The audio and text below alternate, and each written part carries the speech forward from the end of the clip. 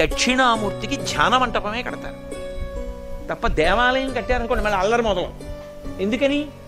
అక్కడ కూడా కొబ్బరికాయ పట్టుకొస్తే ఢామ్మ కొబ్బరికాయ కొట్టాలి, అక్కడి నుంచి దాన్ని నైవేద్యం పెట్టాలి, ఓ షోడశోపచార పూజ, అభిషేకం, దానికి నీరాజనం, మంత్రపుష్పం, అక్కడికి వచ్చి ఓ పూజ చేయించుకునేవాడు. ఇంకా నువ్వు ప్రశాంతంగా దీన్ని చూస్తావా? నీ మనసు అట్టెడుతూ ఉంటుందా? ఏట్రా వీడు ప్యాంటు చొక్కా వేసుకొచ్చేసి పూజలు ఏంట్రా అనుకుంటావు. కదిలిపోయిందా లేదా మళ్ళీ? అందుకే దక్షిణామూర్తి దగ్గరికి వెడితే ధ్యాన మంటపం కడతారు. ధ్యాన మంటపం అంటే ఏంటంటే అక్కడ ఇంకా మాట మాట్లాడరు. బయటి గోడ ఏది ఉందో అక్కడి నుంచి మాట్లాడడం మానేయాలి.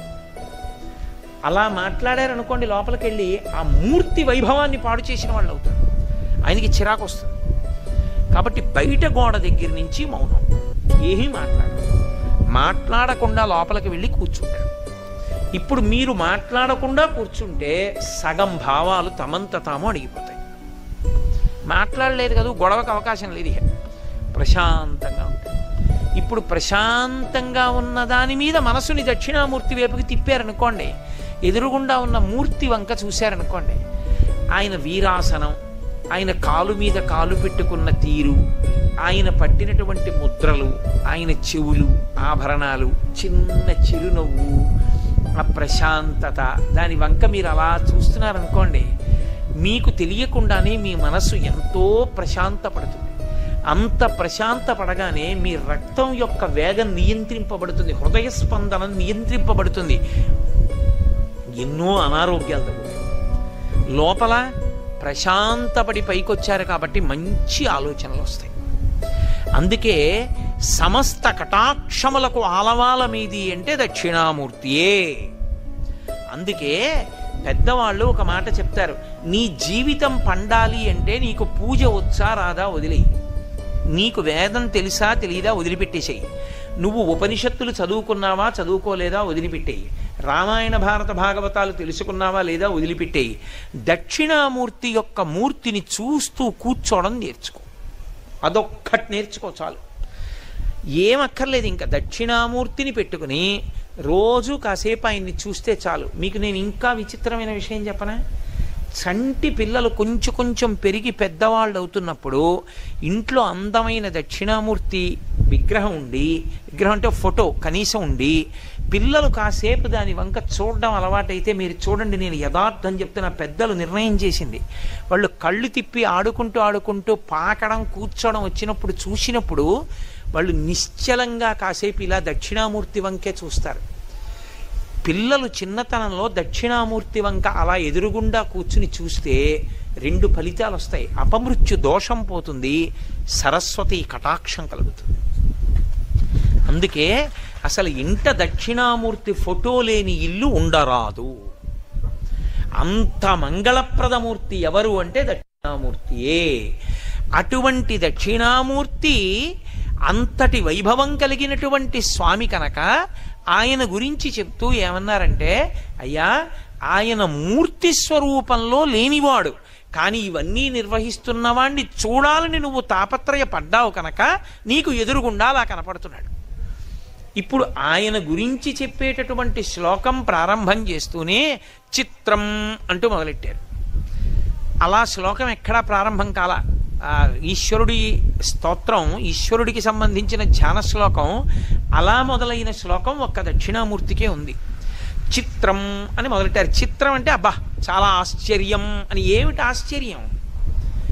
ఏమిటి ఆశ్చర్యమో నువ్వు ఆ శ్లోకం అర్థమైతే నీకు తెలుస్తుంది. అప్పుడు నీకు దాన్ని చూడాలని కుతూహలం పుడుతుంది. లోకంలో ఆశ్చర్యం అన్నాను అనుకోండి, నేను మీకు చూడాలనిపిస్తుంది. మీకు తెలుసా, నేను మీకు ఒక విషయం చెప్తాను, మీరు తెల్లబోతారు. నేను ఒక సరోవరం చూశాను. ఆ సరోవరంలో నీళ్లలోంచి ఎప్పుడు అగ్ని జ్వాలలు పైకొస్తూ ఉంటాయి. ఎంత విచిత్రం అంటే, మనం ఒకవేళ ఆ సరోవరంలో స్నానం చేస్తూ అగ్ని జ్వాలల్లోంచి అలా బయటికి వచ్చినా ఒళ్ళు కాలదు. ఎంత ఆశ్చర్యం అని నేను అన్నాను అనుకోండి. నేను వేదిక దిగిపోయాక మీరు ఏమంటారు? ఏమంటే అది ఎక్కడుందండి అని అడుగుతారా అడగరా?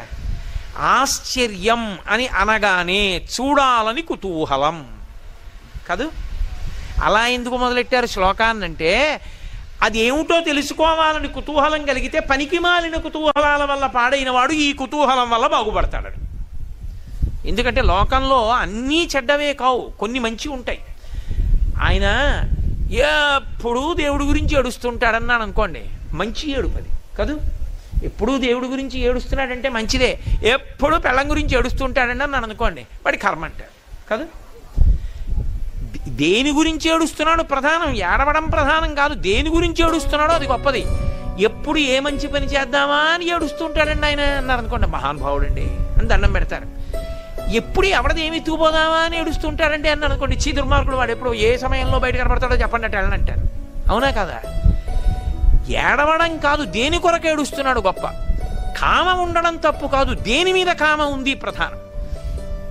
కేవలం లౌకిక విషయముల మీద కామం అనుకోండి, ఆయన పూజనీయుడు కాడు. భగవత్కామం అనుకోండి, భగవంతుని యందు కోరికున్నవాడు అనుకోండి, పూజనీయుడు కాదు. కామం తప్పనకూడదు, ఏ కామం అని అడగాలి, అప్పుడు తప్పో ఒప్పో చెప్పాలి. అంతేగాని ఆయనకి విశేషమైన కామం అండి అన్నాను అనుకోండి, చీ దుర్మార్గుడు అనేకూడదు. ఆయనది భగవత్కామం అయితే నువ్వు లెంపలేసుకోవాలి. మళ్ళీ ఎందుకు వచ్చింది, ఏ కామం అని అడగాలి. కాబట్టి కోరిక ఉండడం తప్పు కాదు, ఏడవడం తప్పు కాదు. దేని మీద కోరిక, దేని మీద ఏడుపు, అది తెలుసుకుని చెప్పాలి. చిత్రం, కుతూహలం. చిత్రం అనగానే ఆశ్చర్యం. అబ్బా ఎంత ఆశ్చర్యం అండి అని మొదలైంది శ్లోకం అనగానే మీరు ఇప్పుడు ఏమనాలి? అదొకటే నేను చెప్పా, శ్లోకం వదిలేశాను అనుకోండి. ఏమన్నా బాబు ఆ శ్లోకం చెప్పండి, అది ఏమిటో, అది ఏమిటి చిత్రం, ఏమిటి ఆశ్చర్యం అంటే మనకి లోకంలో పాడవడానికి కారణం ఏమిటంటే ఆశ్చర్యం అన్న మాటే పాడు చేసేయడానికి కారణం. మీరు బాగా గమనించాలి సుమా, నేను వేదాంత సంబంధమైన విషయాన్ని చాలా తేలిక భాషలోకి తర్జుమా చేసి మాట్లాడుతున్నాను. మీరు ఎప్పుడైనా చూడండి, ఇది నీకు అనవసరం అన్నారనుకోండి, అదే తెలుసుకునే ప్రయత్నం చేస్తాడు. లోకంలో పాడైపోవడానికి కారణం అక్కడే ఉంటుంది. ఈ వయసులో నీకు ఇది అనవసరం అని మీరు అన్నారనుకోండి, వాడు అదే తెలుసుకోవాలని చూస్తాడు. ఒరే నీకు ఎప్పుడు ఏది అవసరమో నాకు తెలుసు, అప్పుడు నేను నీకు సమకూరుస్తానన్న తండ్రి మాట విని కుతూహలాన్ని చంపేసుకున్నాడు అనుకోండి. మా నాన్నగారు ఏది చూడమన్నారో, ఏది వినమన్నారో, ఏది చదవమన్నారో, ఏది చెయ్యమన్నారో అదే చేస్తానన్నాడు అనుకోండి, బాగుపడిపోయాడా లేదా? అక్కర్లేని వాటి మీద కుతూహలమే కదా మనిషిని పాడి చేసేది. ఇప్పుడు ఆ కుతూహలాన్ని తిప్పాలి, ఇంకొక వైపుకి తిప్పాలి. దేని వైపుకి తిప్పితే బాగుపడతాడో అటు వైపుకి తిప్పాలి. వీడికి ఎలాగో అలవాటు ఉంది, ఏదైనా ఆశ్చర్యం అంటే ఏమిటండి అది అంటుంటాడు. అందుకని అలా మొదలెట్టారు. ఏమిటండి అది అంటాడేమో, అన్న తర్వాత తెలుసుకుంటాడేమో, తెలుసుకుని చూడ్డానికి ఎడతాడేమో, విడితే బాగుపడతాడు.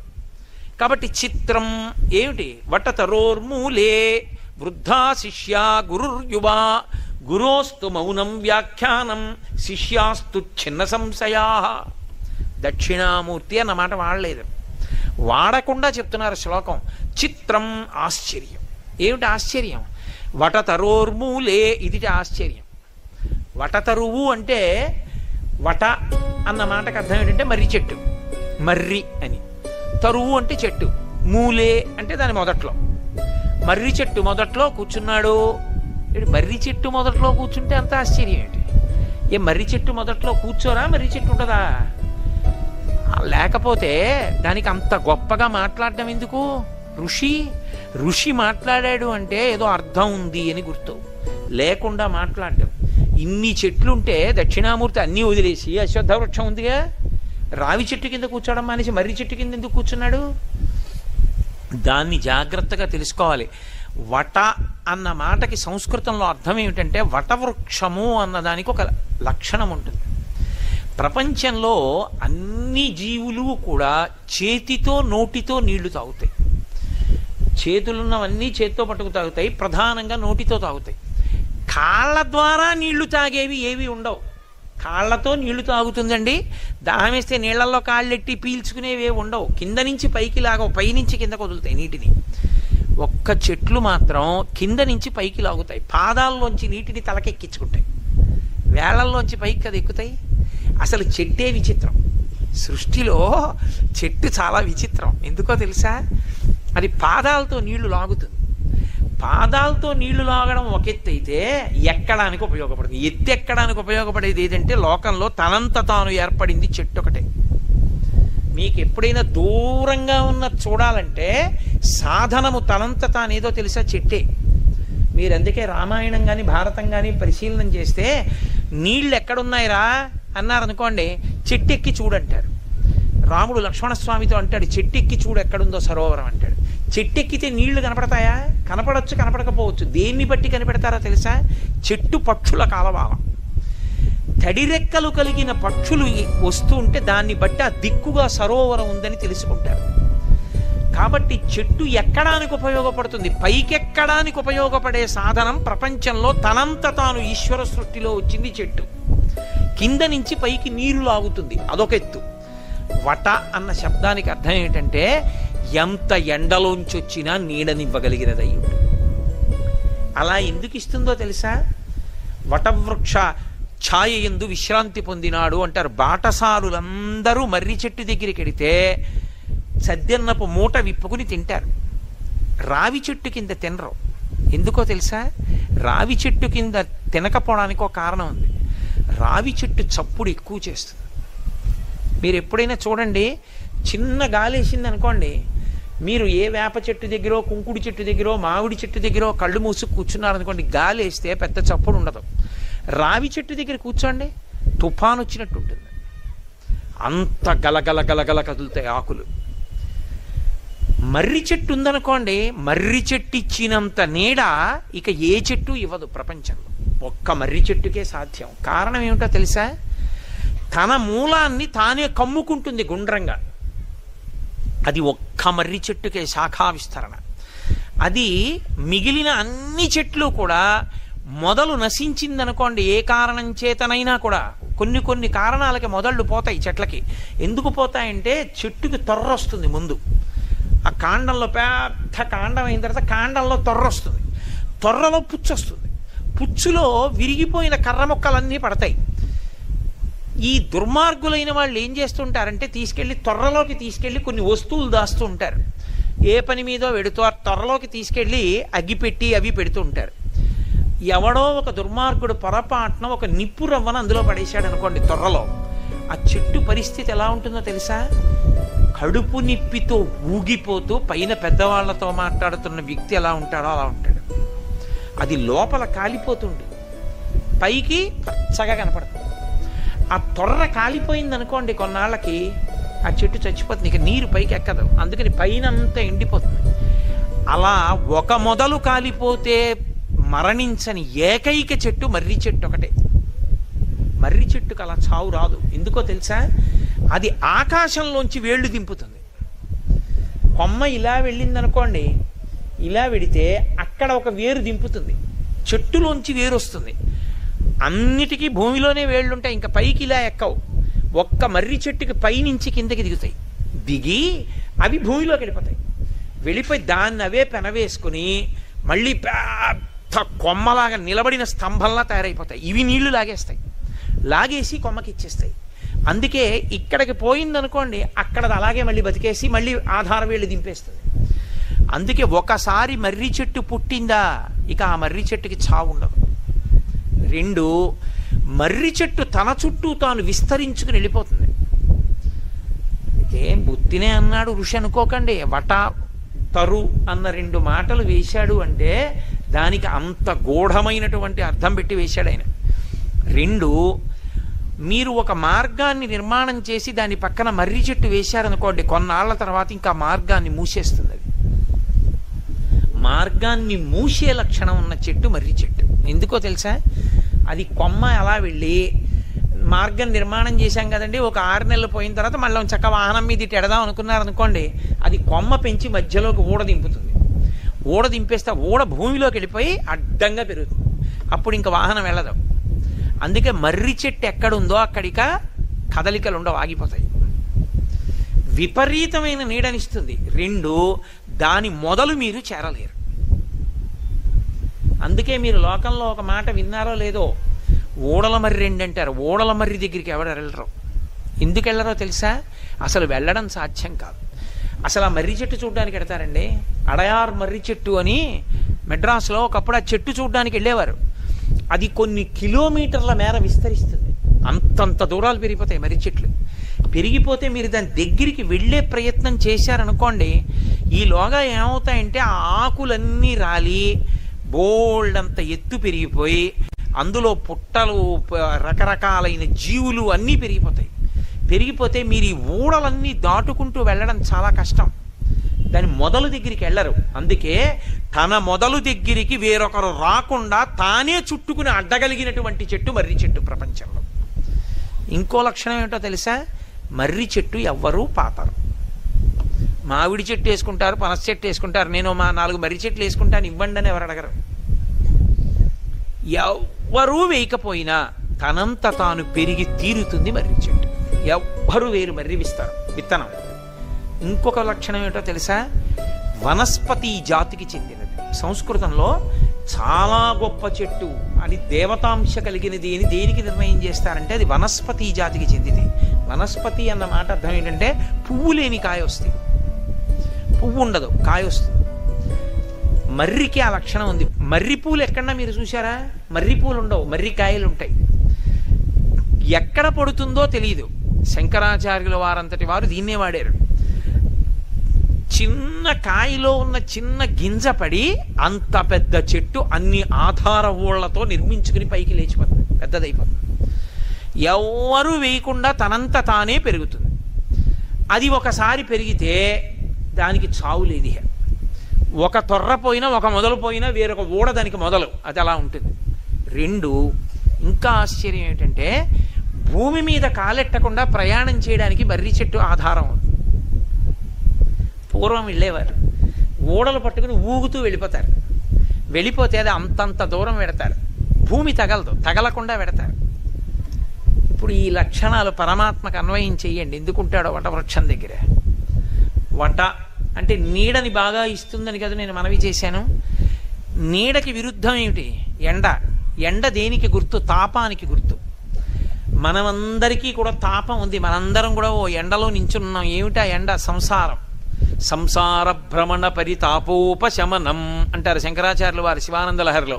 సంసారమునందు పరిభ్రమించడమే తాపం.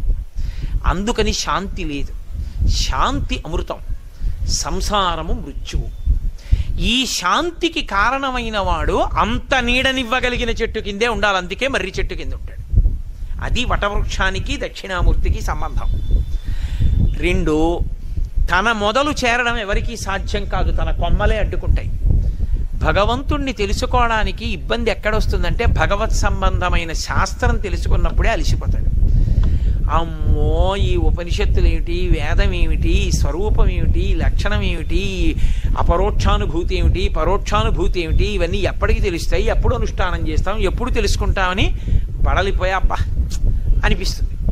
పరమేశ్వరుణ్ణి చేరడానికి పరమేశ్వరుడికి సంబంధించిన శాస్త్రాలే బడలిపోయేటట్టు చేసినట్టు మర్రి చెట్టు మొదలు చేరడానికి మర్రి ఊడలే అడ్డొస్తాయి. దారులు మూస్తుంది మర్రి చెట్టు. అటు ఇటు తిరగడాన్ని, పరిభ్రమణాన్ని ఆప్ చేస్తుంది మర్రి చెట్టు.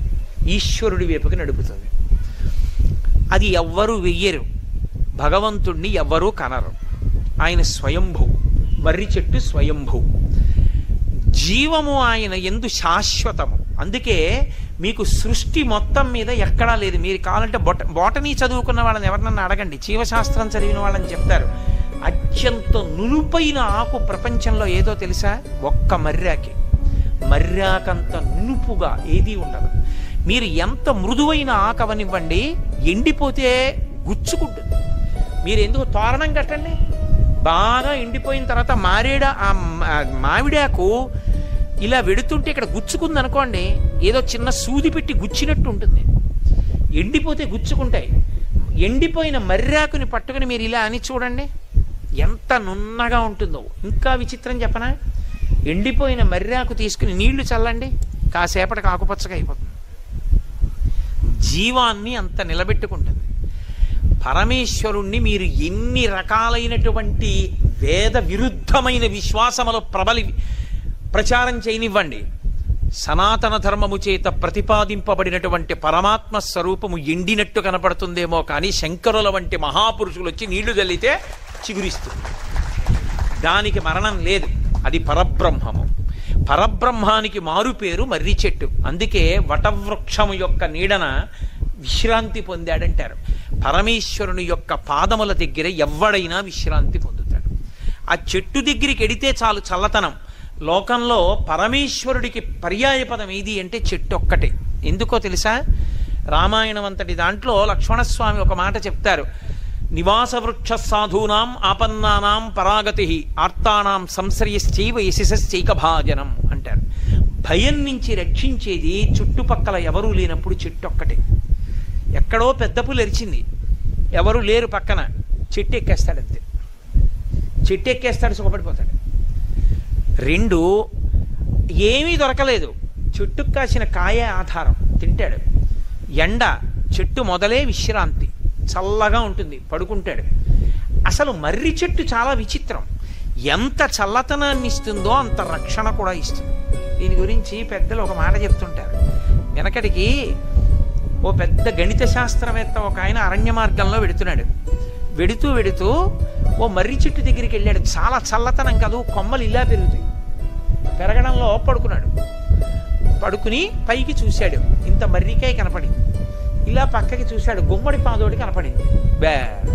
భగవంతుడు సర్వజ్ఞుడు అంటారు, కానీ ఆయనకి మ్యాథమెటిక్స్లో లా ఆఫ్ ప్రపోర్షన్స్ తెలియక ఇంత సన్నటి గుమ్మడి తీగకి ఇంత కాయెట్టాడు, ఇంత పెద్ద మర్రి చెట్టుకి ఇంత కాయెట్టాడు. ఆ గుమ్మడికాయ దీనికి ఉండాలి, మర్రికాయ దానికి ఉండాలి. తప్పు, భగవంతుడికి సిద్ధాంతం తెలియదు అని పడుకున్నాడు. కాసేపటికి ఓ మర్రికాయ నుదురు మీద పడింది. లేచన్నాడు, పరమేశ్వరుడికి సిద్ధాంతాలు తెలియడం కాదు, కారుణ్యమూర్తి. గుమ్మడికాయ దీనికి కాసి ఉంటే నా బుర్ర బద్దలయ్యేదన్నాడు. కాబట్టి మర్రి చెట్టు అంత పెద్దదైనా కాయ చిన్నది పెట్టాడు, ఎందుకంటే సేద తీరాలి జనం. చెట్టుకొక్కదానికే ఒక లక్షణం, ఎవరొచ్చి తన దగ్గర కూర్చున్నా మీరెవరని కానీ, మీరు పుణ్యం చేశారా, పాపం చేశారా, మీరు ఇన్కమ్ ట్యాక్స్ కడుతున్నారా, మీకు ఆదాయం ఎంత, మీరు ధనికుడా, పేద, స్త్రీయా, పురుషుడా, పండితుడా, పామరడా, కులమా, మతమా, వర్ణమా, వర్గమా, ఏమీ అక్కర్లేదు, నీడనిచ్చేస్తుంది.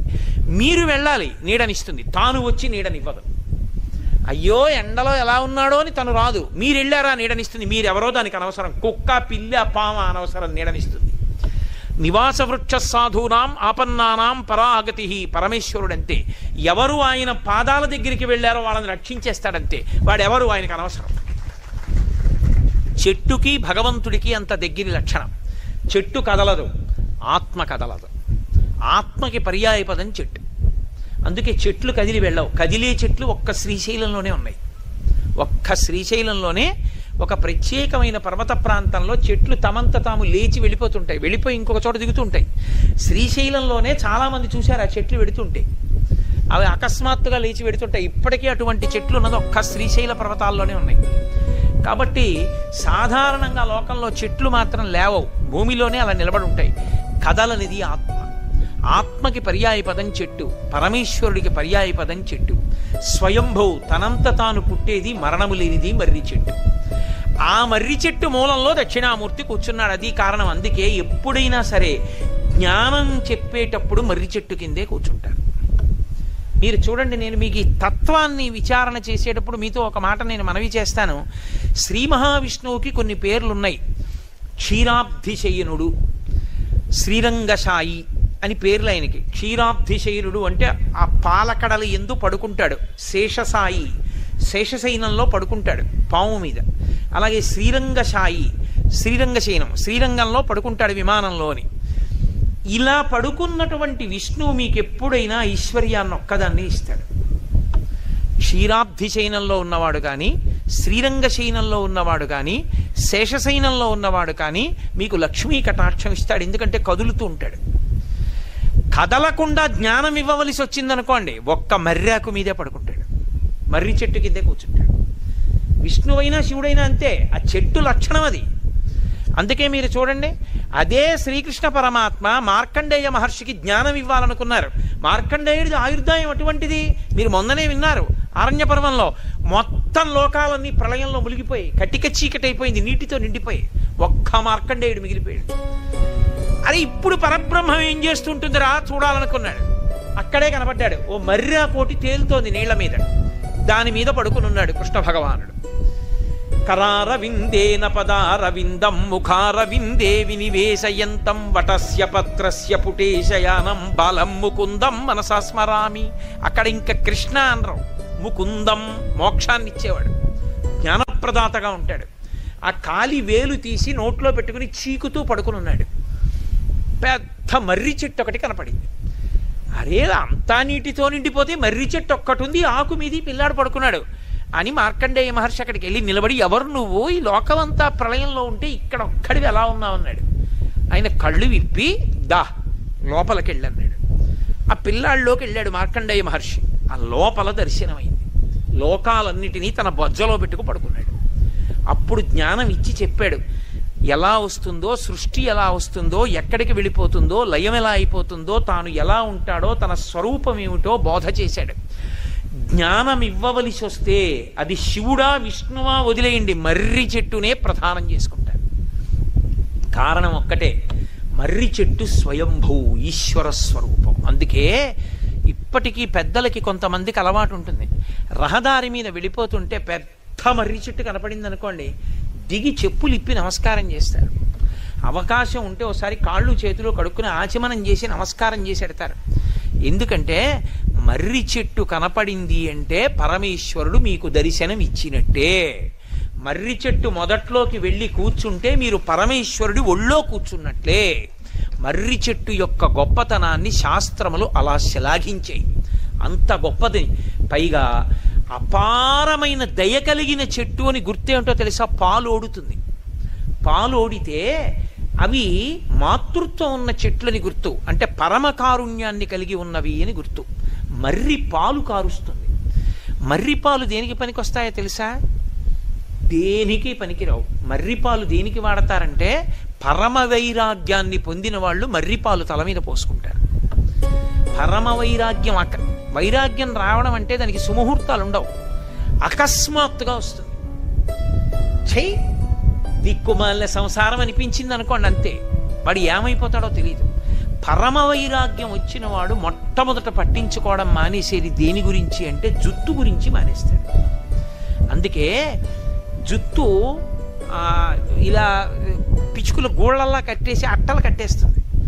ఇక తన రూపాన్ని ఎవరు చూడకూడదని, తనని ఎవరు గుర్తుపట్టకూడదని పూర్వాశ్రమంలో తనెవరో తెలుసుకుని మళ్ళీ ఆ పేరు పెట్టి పిలుస్తారేమో, పిలిచి మాట్లాడతారేమో, తననికి అలా ఎవరూ పలకరించకూడదు అనుకుంటే ఏం చేస్తారంటే పరమ వైరాగ్యం వచ్చేసిన వాళ్ళు వెంటనే భగవంతుణ్ణి మనసులో పెట్టుకుని వాళ్ళు వెంటనే ఉపయోగించే పాలు మర్రిపాలు ఉపయోగిస్తారు. ఎంత పెద్ద జుత్తుండనివ్వండి, మర్రిపాల చుక్క కాని పడిందా, ఎక్కడ మర్రిపాల చుక్క పడిందో అక్కడ జుత్తు తీసేయాలి తప్ప ఇక దువ్వడానికి పనికిరాదు, తిత్తిపోతుంది. అందుకే శ్రీరామాయణంలో రామచంద్రమూర్తి అరణ్యవాసానికి బయలుదేరి వెళ్ళిపోయే ముందు లక్ష్మణస్వామిని పిలిచి మర్రిపాలు పట్టరారా అన్నాడు. అంటే మర్రి చెట్టు దగ్గరికి వెళ్ళి పాలు పట్టుకొచ్చాడు. నా తల మీద పోయి అన్నాడు. ఏడిచాడు లక్ష్మణుడు.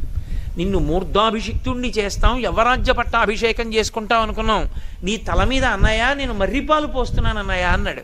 పొయ్యరా అన్నాడు. ఆ మర్రిపాలు పోస్తే ఆ మర్రిపాలతో అట్టలు కట్టేట్టుగా తలని కుదురు కట్టేసుకున్నాడు. అంటే తండ్రి మాటని నిలబెట్టడానికి అంత దృఢదీక్షతో అరణ్యవాసం చేశాడు. అంత గొప్ప కేశపాశ ఉన్నటువంటి రామచంద్ర ప్రభు. కాబట్టి మర్రిపాలు పరమ వైరాగ్యానికి గుర్తు. అందుకే లోకంలో మర్రి చెట్టు లాంటి చెట్టు ఇంకా లేదు. మర్రి చెట్టు అంత దైవ సంబంధమే. మర్రి కొమ్మలు, మర్రి కొమ్మలకు ఉండేటటువంటి ఆ పుల్ల మొక్కలు ఎండిపోతే హోమంలో వాడతారు, హోమద్రవ్యంగా వాడతారు. దాని యందు అగ్ని తేజస్సు ఉంటుంది. మర్రితో ప్రత్యేకంగా హవనం చేస్తారు. ఇన్ని చేసేటటువంటి విశేషాలు అందులో ఉన్నాయి. సరే, ఇక మర్రి చెట్టునే నేను పట్టుకున్నాను అనుకోండి, 2 రోజులు మర్రి చెట్టే సరిపోతుంది. కాబట్టి ఇంకా మర్రి చెట్టును ఆపేస్తాను. కాబట్టి చిత్రం వటతరోర్మూలే, అదిగో అటువంటి మర్రి చెట్టు మొదట్లో కూర్చున్నాడయా. ఏం ఆశ్చర్యం, ఏమీ ఆశ్చర్యం అంటే మర్రి చెట్టు మొదట్లో కూర్చున్నాడండి అంటే ఏమంటే ఇంకో చోట కూర్చో, అక్కడ దాకా వచ్చా కాళ్ళు ఎప్పెట్టాయా అని కాదు. మర్రి చెట్టే ఈశ్వరుడు, ఈశ్వరుడే మర్రి చెట్టు. మర్రి చెట్టు నీడన ఇంకొక చెట్టు పుట్టదు, ఎందుకంటే అది పెరగనివ్వదిహ. ఒకసారి భగవంతుణ్ణి తెలుసుకోవడానికి జ్ఞానం పనికొచ్చిన తరువాత ఇంకొక జ్ఞానం అన్నది అవసరం లేదు. జ్ఞానము అంటే ఏది అంటే భగవంతుని తెలుసుకొనుట. భగవంతుని తెలుసుకోవడానికి పనికొచ్చిన చదువే చదువు, మిగిలిన చదువులు పనికి మాలిన చదువులు. కుక్షింభరత్వము, కడుపు నింపుకోవడానికి, బయట విభూతులు పొందడానికి, సన్మానాలు సత్కారాలు గౌరవాలు పొందడానికి పనికొస్తాయి. ఒక్క భగవంతుణ్ణి తెలుసుకోవడానికి పనికొచ్చిన చదువు ఇక తాను పుట్టవలసిన అవసరం లేకుండా చెయ్యగలిగిన చదువు. అందుకే ప్రహ్లాదుడు చదివించిరి ననుగురువులు చదివితి ధర్మార్థముఖ్య శస్త్రంబులునే చదివినవి కలవు పెక్కులు చదువులలో మర్మమెల్ల చదివితి తండ్రి అన్నాడు. చదువులలో మర్మమెల్ల చదివితి తండ్రి అంటే విద్, వేదం చదువుకున్నాడండి అంటారు. వేదం చదువుకుంటే గౌరవం ఎందుకు ఇస్తారంటే వేదము అన్నది విద్ అన్న ధాతువులంతో వచ్చింది. విద్ అంటే తెలుసుకొనుట. ఏది తెలుసుకోవడానికి వేదం సాధనమో అది చదువుకున్నాడు. అది అదృష్టం, అందుకు నమస్కారం. కాబట్టి పరమేశ్వరుణ్ణి తెలుసుకోవడానికి ఇంకొక సాధనం లేదు, పరమేశ్వరుడే సాధనం. భగవంతుణ్ణి తెలుసుకోవడానికి నేను ఏవేవో చేశాననుకోండి, అవేమీ నన్ను భగవంతుణ్ణి తెలుసుకునేటట్టు చెయ్యవు. దాని చేత ప్రీతి పొందిన పరమేశ్వరుడు ఆయన నాకు తెలియడానికి అవకాశం ఇస్తాడు. దేవీ శృతిం భగవతీం ప్రథమే పుమాంస తత్సద్గణౌఘ మణికోశ గృహం గృణంతి తద్వారపాటన పటూని చ ఇతిహాస సంతస్వర పరపురాణి పురస్సరాణి అంటారు పరాశర భట్టలు శ్రీగుణరత్న కోశం చేస్తూ. అమ్మా, ఈ పురాణాలు కాని, వేదాలు కాని, శృతులు కాని, స్మృతులు కాని, ఈ కావ్యాలు కాని, ఇవన్నీ ఏమిటంటే భగవంతుడు ఎక్కడున్నాడో చెప్తాయి. ఎక్కడున్నాడో చెప్తాయి తప్ప భగవంతుడి దర్శనాన్ని చేయించలేవు. భగవంతుడి దర్శనం ఎవరు చేయిస్తారు? ప్రీతి పొందిన భగవంతుడు చేయిస్తాడు. నేను భక్తితో బతుకుతున్నాను అనుకోండి, నా భక్తికి మెచ్చిన పరమేశ్వరుడు ఒకనాడు నాకు కనపడాలి, ఆయన జ్ఞానం ఇవ్వాలి. ఆయనే ఓరి పిచ్చాడా ఇక్కడే ఉన్నాను రా అని నాకు అనుభవంలోకి తేవాలి తప్ప అప్పటి వరకు నేనేమనుకుంటాను, ఎక్కడో ఉన్నాడంటాను. అందుకే దూరంగా ఉన్నవి చూడ్డానికి చెట్టు ఎక్కుతారు. ఎక్కడానికి పనికొస్తుంది చెట్టు అంటే? మిగిలిన ప్రాణులన్నీ వెన్నుపాము అడ్డంగా పుడతాయి, మనుష్యుడొక్కడే నిలువు వెన్నుపాముతో పుడతాడంటే ఊర్ధ్వముఖ చలనం చెయ్యాలి, పైకెక్కాలి. అందుకే ఈశ్వరుల దేవాలయాలన్నీ స్వయంభూ దేవాలయాలు కొండల మీద ఉంటాయి. ఎందుకంటే ఎక్కాలి నువ్వు జీవితంలో, పైకెక్కితే తప్ప ఈశ్వర దర్శనం అవదు, ఊర్ధ్వముఖ చలనం చెయ్యాలి.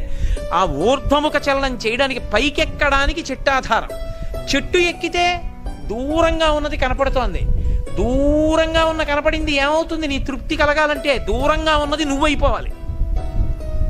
ఇప్పుడు నాకు దాహంగా ఉందండి, నేను అలా వెళ్ళిపోతున్నాను, సరోవరం కనపడింది, నా దాహం తీరిపోతుందా? నీళ్లు తీసుకుని పక్కన పట్టుకుని ఏవో పెద్ద పెద్ద అరుపులు వినపడుతున్నాయి, క్రూర మృగాలు, బాబాయ్ కొంచెం దూరంగా వెళ్ళి తాగుదామని వెళ్ళిపోతున్నాను. నా దాహం తీరుతుందా? తీరదు. ఈ నీళ్లు తాగేశాను కాస్త దూరం వెళ్ళి. ఇప్పుడు సరోవరంలో ఉన్న నీళ్లు, నా చేతిలో ఉన్న నీళ్లు నేనైపోయాయి. ఇప్పుడు ఏమైపోయింది? దాహం తీరిపోయింది. నా నీళ్లుగా ఉన్నంతసేపు దాహం పోలేదు, ఆ నీళ్లు నేనైపోయినప్పుడు దాహం పోయింది. అలా దూరంగా ఉన్నవి నేనైనప్పుడు దాహం పోయినట్టే ఆ దాహార్తిని అంటే సంసార భ్రమణ పరితాపోపశమనాన్ని కల్పించగలిగింది ఎప్పుడు అంటే కేవలముగా భగవంతుడు అనుభవంలోకి వచ్చినప్పుడు. అలా ఇవ్వగలిగినది చెట్టు, ఆ చెట్టే ఈశ్వరుడు. అందుకే మీరు చూడండి, ఈశ్వరుణ్ణి కట్టడానికి, ఈశ్వరుణ్ణి పట్టడానికి, ఈశ్వరుణ్ణి తెలుసుకోవడానికి ఈశ్వరుడే సాధన అవుతాడు మీకు. అందుకే లోకంలో కొన్నిటినే సాధనంగా చెప్తారు. చెట్టు ఉందనుకోండి, చెట్టు ఎక్కడానికి సాధనాలు ఉండవు, చెట్టే సాధనం. నేను నిచ్చెన తెచ్చుకున్నానండి అనడానికి కుదరదు. అడవిలో వెళ్ళేటప్పుడు నిచ్చెనట్టు వెళ్తాయంటే చెట్టు ఎక్కడానికి ఎవరు సాధనం? చెట్టే. చెట్టుకే బొడిపు ఉంటుంది, ఆ బొడి పట్టుకుంటాడు. చిన్న కన్నం ఉంటుంది, లేకపోతే ఆ బెరళ్ళ మధ్యలో వేళ్ళు వేసుకుంటాడు, కొమ్మలు అట్టుకుంటాడు. ఆ కొమ్మల మించి అలా కొమ్మ కొమ్మ కొమ్మ పట్టుకుంటూ పైకెక్కుతాడు. చెట్టు ఎక్కడానికి చెట్టు సాధనం. అలా ఈశ్వరుణ్ణి పట్టుకోవడానికి ఈశ్వరుడు సాధన. మీకు లోకంలో అటువంటివి పూజనీయాలు. అందుకే ఏనుగు చూడండి, ఏనుగు మీద ఎక్కడానికి ఏనుగే సాధన. మీరు గురువాయూరు వెళ్ళి చూస్తే ఏనుగు ఎక్కేవాళ్ళు స్టూల్ తెచ్చుకుని దాని మీద ఎక్కెక్కరు, ఏనుగే కాలు చాపుతుంది వాళ్ళు రాగానే. ఒక్కసారి దాని చెవి పట్టుకుని ఆ కాలెత్తి దాని కాలి ఆ మడమలో ఆ సంధి భాగంలో వేసి ఒక్క దూకి పైకెక్కి ఎగిరి ఆ కుంభస్థలం మీద కూర్చుంటాడు. ఏనుగు ఎక్కడానికి ఏనుగు కాలు సాధనం, ఏనుగుని పట్టడానికి ఏనుగే సాధనం. ఏనుగుని కట్టడానికి నిజానికి ఎవడి శక్తి చాలదు. ఏనుగు తానే లొంగుతుంది, కాలు ఇలా పెట్టి ఆ గొలుసు తన తొండంతో తీసి మావటికి ఇస్తుంది, ఇస్తే దాని కాలుకి చుట్టేస్తాడు. ఏనుగుని పట్టడానికి సాధనాన్ని ఏనుగే అందించినట్టు, ఏనుగుని ఎక్కడానికి ఏనుగే తన కాలిచ్చినట్టు, పరమేశ్వరుణ్ణి తెలుసుకోవడానికి పరమేశ్వరుడే తన పాదం చాపుతాడు భక్తితో కూడిన క్రియ వలన. చెట్టెక్కడానికి చెట్టు సాధనమైనట్టు ఈశ్వరుణ్ణి తెలుసుకోవడానికి ఈశ్వరుడే సాధనమవుతాడు. ఇన్నిటికీ తార్కాణం ఆ మర్రి చెట్టు. అందుకే ఆ మర్రి చెట్టుని చూస్తే ఓ నమస్కారం.